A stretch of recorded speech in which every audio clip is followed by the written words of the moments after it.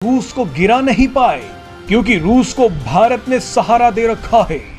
इसी को देखते हुए जंग के बाद पहली बार यूक्रेन की उप विदेश मंत्री भारत में आ रही हैं कि भारत आने से पहले यूक्रेन भी डर रहा है और पाकिस्तान भी। यूक्रेन की डिप्टी फॉरेन मिनिस्टर भारत दौरे पर है। फरवरी 2022 में जंग शुरू होने के बाद भारत में किसी यूक्रेन के मंत्री का पहला आधिकारिक दौरा होगा।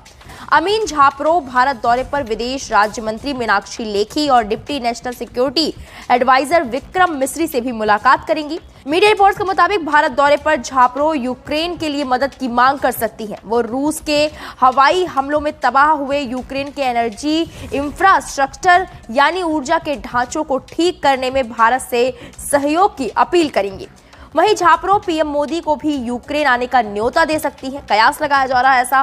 दरअसल भारत G20 की अध्यक्षता कर रहा है। ऐसे में यूक्रेन रूस के साथ जंग के मुद्दे को इस मंच से उठाना चाहता है। रिपोर्ट्स के मुताबिक झापरो भारत से G20 समिट में यूक्रेन के राष्ट्रपति व्लादिमीर जेलेंस्की को बोलने देने का मौका भी मांग सकती है। G20 समिट इंडिया ने अपनी आइटिनरी यानी कि अपना शेड्यूल निकाल दिया है और इस शेड्यूल पे चाइना और पाकिस्तान दोनों परेशान है। क्यों? क्योंकि इस श्रीनगर को या इस कश्मीर को पाकिस्तान तो अपना मानता है, हालांकि वो ले नहीं पाया लेकिन मानता अपना। तो आएगा किस मुंह से? और यही प्रॉब्लम आ रही है चाइना के सामने। ये दौर इंडिया के लिए खुशखबरियों का दौर है बस।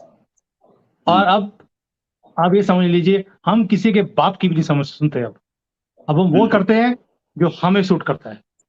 हम वो नहीं करते जो दूसरों को सूट करे या दूसरों को सुनने में अच्छा लगे। पहली बात है। दूसरा, आपने बोला कि भी पाकिस्तान को परेशानी है कि वो श्रीनगर के अंदर ये समिट हो रहा है और वो आएंगे तो किस मुंह से आएंगे। पहली बात तो ये छोटे मोटे भिखारी मुल्कों को हम G20 में बुलाते नहीं है। ये आने वाले नहीं है, इनको बुलाया भी नहीं है। ये G20 के मेंबर भी नहीं है और हमने अपने आजू बाजू के जितने कंट्रीज हैं उन सबको बुलाया है। बट हमारे लिए ऐसा हो गया है कि पाकिस्तान एग्जिस्ट ही नहीं करता। ठीक है, हमने अपने दिमाग से, मोदी जी ने अपने दिमाग से, जहन से इनको निकाल कर फेंक दिया कूड़े के डब्बे में। अब ये समझ लीजिए। अब आते हैं कश्मीर के ऊपर। कश्मीर में अगर ये समिट होता है, जो ये G20 का एक मास्टर स्ट्रोक है मोदी जी का, उसके अंदर सारी दुनिया के ऑब्जर्वर्स, फॉरेन मिनिस्टर्स हो गए या कोई भी मीटिंग्स होंगी, फॉरेन के डेलीगेट्स आएंगे। जब फॉरेन के डेलीगेट्स आते हैं, वो आकर देखेंगे कश्मीर में अमन शांति है, आर्मी का कंट्रोल कम है, लोकल पुलिस टेक ओवर कर चुकी है। उससे क्या होगा, एक परसेप्शन जो पाकिस्तान ने बनाने की कोशिश करी थी कि भाई वहां पर इंटरनेट नहीं चल रहा, वहां पे कर्फ्यू लगे हुए हैं, वो सारा परसेप्शन उनका खत्म हो जाएगा। वही चीज अब पाकिस्तान को सता रही है कि अगर G20 की मीटिंग्स वहां होती हैं, लोग वहां जाएंगे, वहां पर वो मीटिंग्स करेंगे, लोगों से मिलेंगे, घूमेंगे फिरेंगे, इंटरनेट यूज करेंगे, UPI यूज करेंगे, कश्मीर में जाके हैंडीक्राफ्ट्स खरीदेंगे, तो पाकिस्तान का जो परसेप्शन है, जो उन्होंने चूरन बेचा हुआ है अपने लोगों को, वो तो खत्म, ढेर होके गिर जाएगा नीचे ताश के पत्ते की तरह। 70 साल की गेम एक दिन में ताश के पत्ते की तरह गिरेगी ये रोहित भाई। और इसी बात का डर है पाकिस्तान को। अब दोस्ती चाइना की, चाइना को दुख किस बात का? चाइना को दुख इस बात का कि POK अगर ये सब कुछ होगा तो दुनिया मान जाएगी कि दुनिया इसमें अमन शांति हो गई है। और अगर सारी दुनिया का सपोर्ट इंडिया को मिल जाता है, कल को जब POK के अंदर हमने घुसना ही है, फिर शारदा पीठ की जब रोड बन गई तो POK में घुस गए ना, और उसके बाद लेने का टाइम आ गया। जब POK को हम लेते हैं तो उसका जो CPEC है, जो उसके अंदर से गुजर रहा है, उसको उस बात का डर है कि मेरे 25-26 बिलियन भी गए। पाकिस्तान ने जो खा लिए पैसे खा लिए, लेकिन CPEC भी डूबता दिखता है, इसलिए वो सपोर्ट कर नहीं सकता। उसकी मजबूरी है, पाकिस्तान की मजबूरी भी है और चाइना की मजबूरी भी है। इसलिए दोनों को ढोल बजाते रहने दो। हमने जो करना था कर दिया और अब G20 की मीटिंग होकर रहेगी।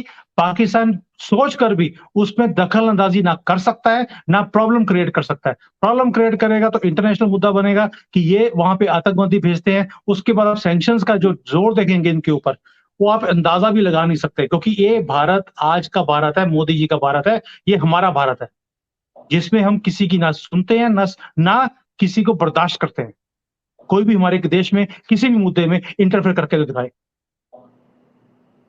ये मनमोहन सिंह का टाइम नहीं है रोहित भाई, जब रिमोट कंट्रोल की सरकार चलती थी। और यही मनमोहन सिंह है जब 26/11 को मैं यहाँ पे था बाहर, और मैं कि खून खौलता है आज भी सोचकर। मनमोहन सिंह यूनाइटेड नेशंस में जाकर बोलते हैं पाकिस्तान को, प्लीज हमारे यहाँ आतंक मत बजाइए, हमारे यहाँ बॉम्ब ब्लास्ट मत कीजिए प्लीज। और आज वही मोदी जी हैं, घुस के मारते हैं उसी वक्त। टाइम नहीं है उनके पास, वो 1 साल 2 साल 3 साल के बाद नहीं, उसी वक्त हिसाब किताब बराबर। और ये बात पाकिस्तान को भी और चाइना को दोनों को समझ आ गई है, इसीलिए खलबली। राइट। अच्छा, एक चीज और कि ये जो सीपीईसी का पूरा चक्कर चल रहा था और पाकिस्तान का, अफगानिस्तान का और चाइना का माइनिंग, लिथियम, ये पूरा का पूरा जो गेम था, जिसमें ये बताया गया था कि ये पाकिस्तान ऑक्युपाइड कश्मीर जो है बड़ा खुश है और इंडियन ऑक्युपाइड कश्मीर दुखी है। अगर मीटिंग्स हो रही हैं इंडियन ऑक्युपाइड कश्मीर में, तो क्या ये पाकिस्तान चाइना का ढांचा गिरेगा? ऑफ कोर्स हिलेगा। देखिए अब सोच के देखिए, सी पैक मतलब कि सी पैक हो चुका है वो, ठीक है। और उसको रिवाइव करना मतलब कि चाइना की पूरी ताकत लग जाएगी उसको रिवाइव करने में। क्यों? क्योंकि पाकिस्तानियों ने उसमें से सारा जितना भी मेजर चंक ऑफ मनी है वो तो खा लिया उन्होंने। अब उसको दोबारा चालू करने के लिए उतना ज्यादा जोर लगाना पड़ेगा उसको, इसलिए वो सी पैक तो छोड़ दो, वो तो पैक्ड है, इट इज परमानेंटली पैक्ड।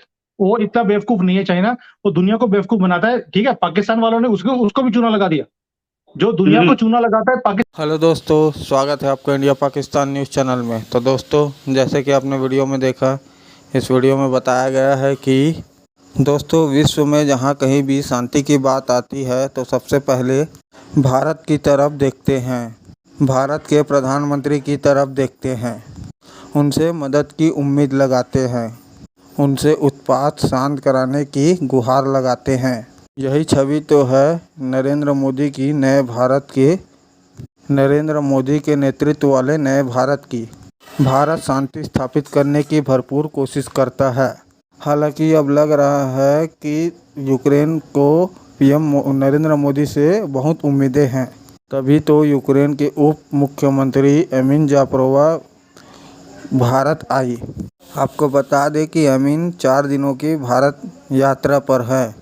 यहाँ ये जानना जरूरी है कि यूक्रेन के उप मुख्यमंत्री का ये विदेश दौरा और ये यात्रा उस समय हो रहा है जहाँ रूस यूक्रेन युद्ध को 1 साल से ज़्यादा का समय हो रहा है और इस युद्ध के ख़त्म होने का कोई रास्ता नज़र नहीं आ रहा।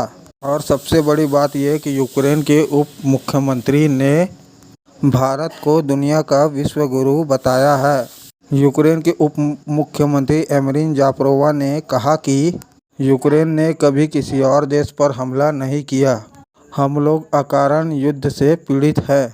जैसा कि आपके प्रधानमंत्री ने कहा कि यह युग युद्ध का नहीं है और हम इसका पूरी तरीके से समर्थन करते हैं, लेकिन दुर्भाग्य से हम एक आक्रामक देश से घिरे हुए हैं।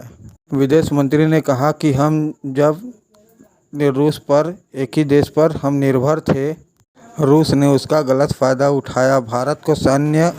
एमिन जापरोवा ने कहा कि अगर मेरे राष्ट्रपति के बाद प्रधानमंत्री मोदी से होती है तो उन्हें यूक्रेन आने का न्योता देंगे।